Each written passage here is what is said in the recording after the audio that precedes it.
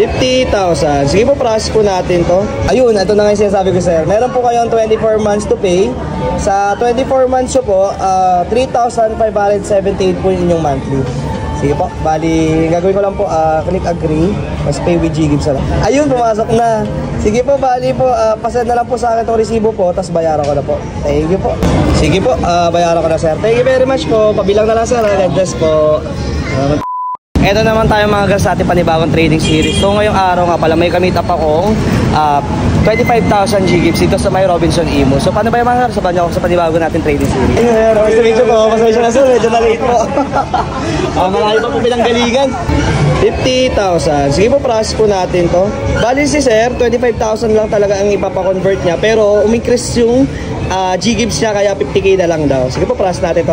Sa mga natatanong, paano malaman kung may offers na kay G-Gibbs, click nyo lang itong borrow. Ayan, ganyan lang, G-Gibbs. Ayun. Ayaw bumindot. Ayan. Kapag may ganyan po kayo, pwede nyo pong ipa-convert or gamitin. Sige po, process ko ito ngayon, sir. Click lang to 50,000, tapos next. Ayun. Ayun, ito na nga yung sinasabi ko sir. Meron po kayong 24 months to pay. Sa 24 months po, 3,578 po yung inyong monthly.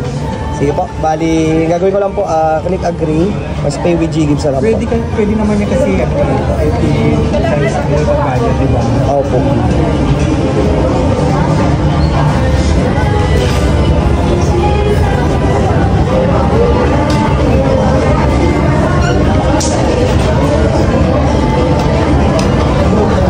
Tagal ah.